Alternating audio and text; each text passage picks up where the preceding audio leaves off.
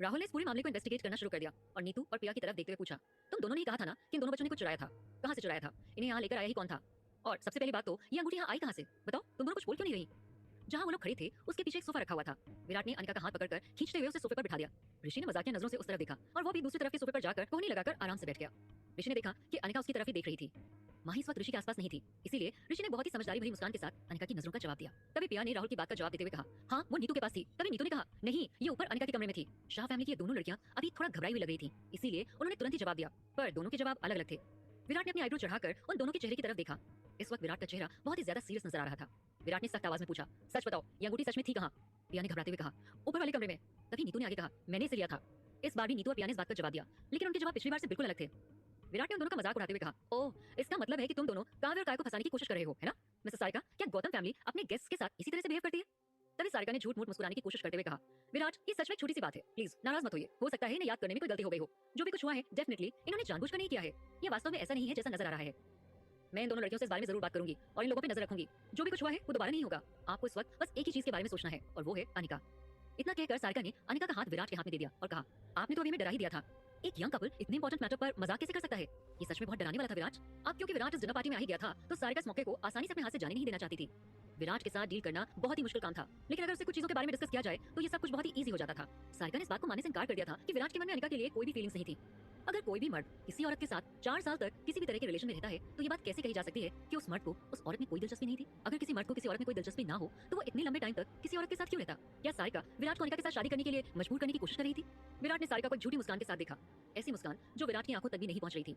सारिका ने अपने फेस को सीरियस बना लिया। वो विराट को किसी भी तरह की कोई भी चुनौती नहीं देना चाहती थी। सारिका ने विराट को मनाने की कोशिश करते हुए कहा, विराट तुम और अनिका 4 सालों से एक दूसरे को जानते हो और एक दूसरे के साथ अच्छे से कंफर्टेबल भी हो। अब सभी के सामने आप लोगों के रिश्ते को लाने का समय आ गया है। हर कोई आप लोगों को एक साथ देखकर खुशी होगा। हम सब लोग तुम दोनों के रिलेशनशिप के अनाउंसमेंट का इंतजार कर रहे हैं। मुझे विश्वास है आप दोनों हमेशा एक साथ खुश रहेंगे। विराट ने मन ही मन सोचा, नहीं हम नहीं होंगे। अगर मेरी दादी को पता चल गया कि मैं क्या करने जा रहा हूँ तो वो बुरी तरह से टूट जाएंगी। लेकिन अगर उन्होंने पहले से ही ऐसा करने का फैसला ले लिया हो तो वो किसी भी कीमत पे पीछे नहीं हटेंगी। विराट क्या चाहता था? विराट को जो चाहिए था अगर उसकी दादी माँ को वो पता चल गया तो वो उसे कभी भी नहीं मिलेगा। विराट ने सारिका की बात को इग्नोर करते हुए अपनी बात कहने की सोची। विराट ने अनाउंसमेंट करते हुए कहा, जैसा कि मैंने पहले कहा था कि मैं दोनों बच्चों की सेफ्टी का ध्यान रखूंगा और अभी दोनों मेरी प्रोटेक्शन में हैं। नीतू, प्रिया, अगर तुम दोनों मुंबई की किसी भी सोशल गैदरिंग में मुझे दिखाई देगे तो तुम्हारे लिए अच्छा नहीं होगा और फ्यूचर में मैं ये भी कंफर्म करूंगा कि तुम्हें किसी भी सोशल गैदरिंग में इनवाइट न किया जाए।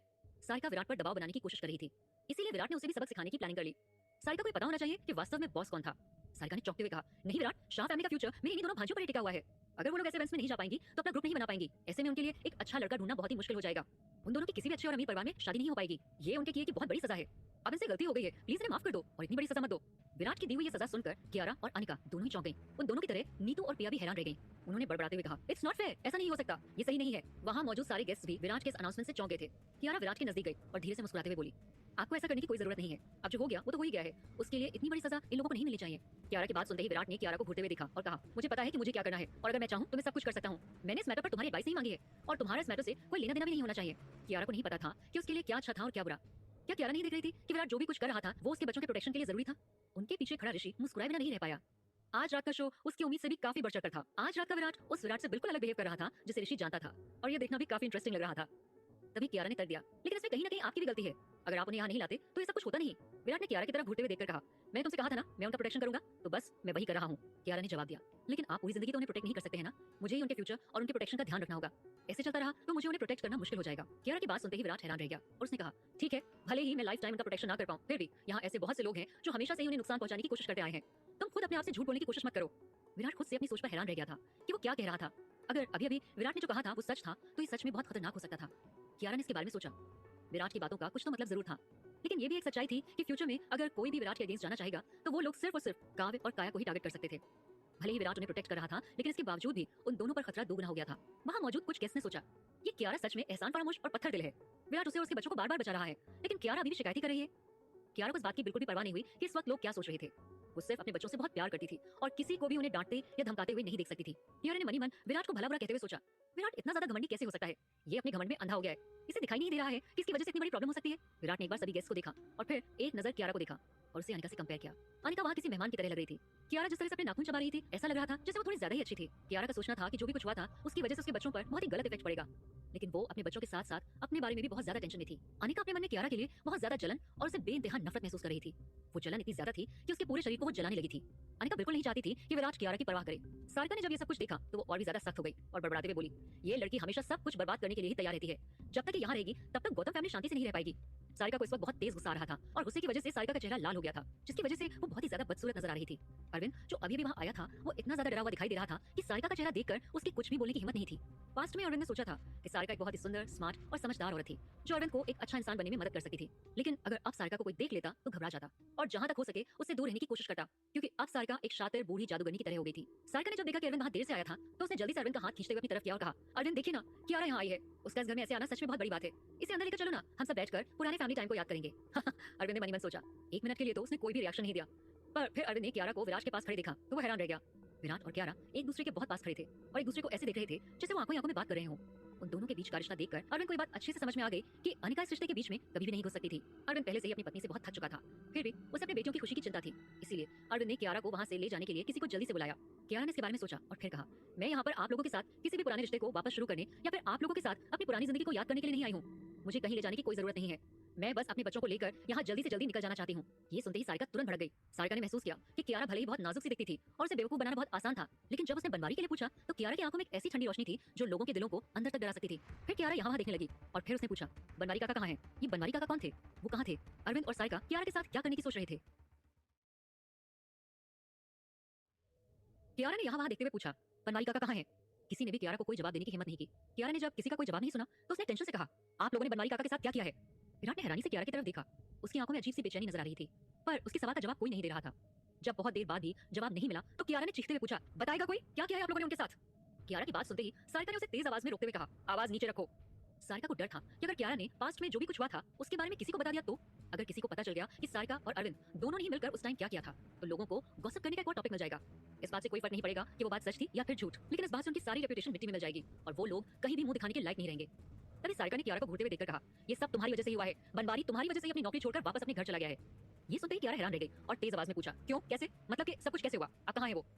सारिका ने जो भी कुछ हुआ था उसका पूरा इल्जाम कियारा के माथे पर डालते हुए कहा, जब तुम घर छोड़कर भाग गई थी तो उसे लगा कि ये सब कुछ उसी की वजह से हुआ था। उसी की वजह से गौतम फैमिली की सारी इज्जत मिट्टी में मिल गई थी। उसे अपने केपर पछतावा हो रहा था, इसीलिए वो नौकरी छोड़कर वापस अपने घर चला गया है। पर तुम उसके बारे में क्यों पूछ रही हो? तुम्हें नहीं लगता कि तुमने उसे भी कम तकलीफें नहीं दी है? ये सुनते ही कियारा हैरान रह गई। तभी अनिका ने मौका देखकर कियारा को उल्टा ही सुनाते हुए कहा, हाँ कियारा, मम्मी बिल्कुल ठीक बोल रही हैं। तुम्हारी वजह से ही दादाजी की जान गई थी। इसी वजह से बनवारी काका भी गुस्से में थे और उसी वजह से वो अपनी नौकरी छोड़कर चले गए। और अब तुम इतनी बुरी तरह से मेरी मम्मा पे इल्जाम लगा रही हो। लेकिन जो भी कुछ हुआ वो हुआ, उसे भूल जाओ। अब तुम भी वापस घर लौटाओ और हमारे साथ यहीं रहो। तुम देखना कि हम तुम्हारे साथ काव्य और काय का भी बहुत अच्छे से ध्यान रखेंगे। ये कहते हुए अनिका ने मौका ढूंढा और खुद कियारा और विराट के बीच जाकर खड़ी हो गई।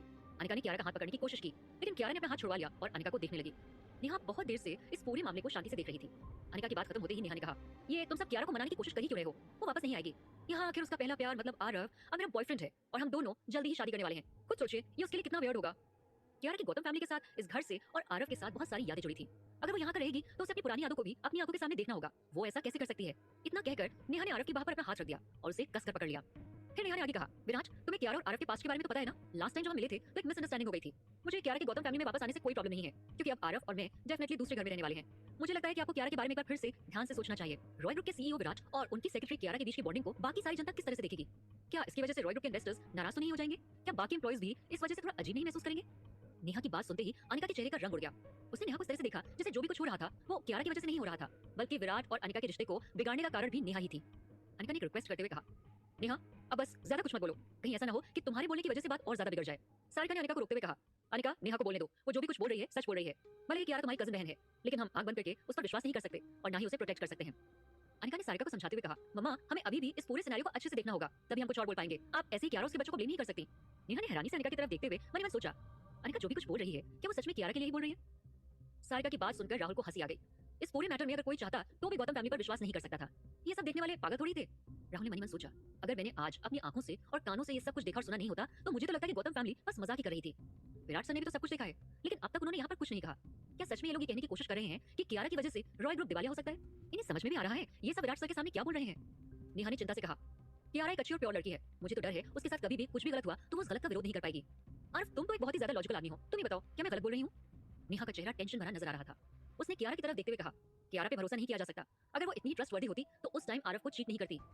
उसकी बात सुनते ही कियारा ने नेहा का मजाक उड़ाते हुए मन ही मन सोचा, वो तो मैं थी जिसे धोखा मिला था। धोखा तो तुम्हारे आरव ने मुझे दिया था, जिस पर मैं सबसे ज्यादा विश्वास करती थी। अब जब मैं इस बारे में सोचती हूँ तो मुझे एहसास होता है कि उस टाइम मैं कितनी ज्यादा बेवकूफ थी। कियारा ने नेहा की बात के बारे में मन ही मन सोचा और फिर नेहा पर गुस्सा करते हुए कहा, अचानक तुम्हें मेरी इतनी चिंता कैसे होने लगी?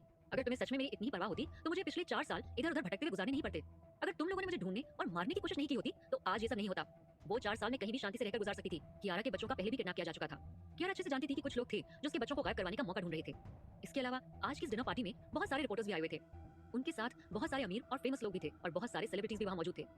कियारा ने वहां मौजूद एक भी गेस्ट की परवाह नहीं की और बस जो भी उसके मन में था वो बोल दिया। यहाँ तक कि अगर अच्छे से देखा जाए तो गौतम फैमिली के डिनर में आए हुए 90% गेस्ट को गौतम फैमिली ने अपनी तरफ से बोलने की रिश्वत दी थी, चाहे उन्होंने कुछ भी किया हो। लेकिन उन लोगों में कम से कम एक आदमी तो ऐसा होगा जो कियारा की कही इस बात को वायरल कर सकता होगा। जब तक गौतम फैमिली और सारिका पर शक करने वाले लोग जिंदा थे तब तक कियारा के पास इस लड़ाई को जीतने का कम से कम एक मौका तो जरूर था।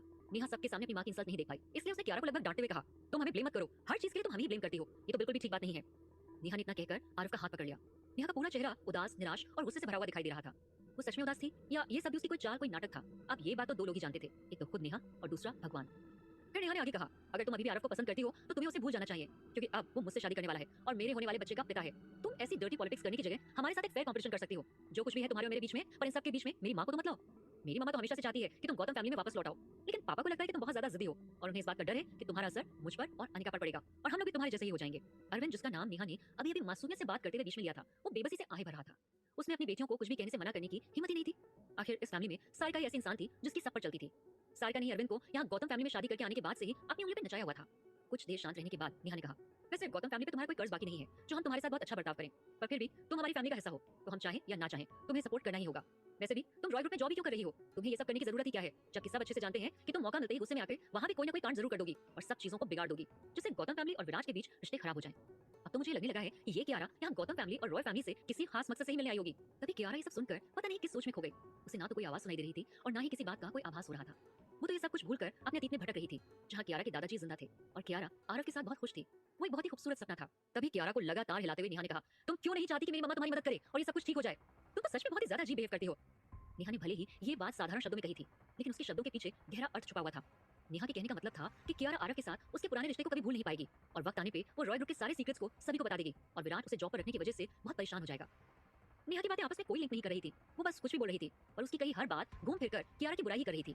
विराट ने नेहा से अपनी नजर हटाकर काय की तरफ देखा और फिर राहुल की तरफ देखते हुए कहा, ऐसा लगता है कि गौतम फैमिली का हर एक मेंबर कियारा को कुछ खास पसंद नहीं करता, तो मुझे नहीं लगता कि उसे यहाँ और ज्यादा रुकना चाहिए। इनफैक्ट हमें भी यहाँ से अब निकलना चाहिए।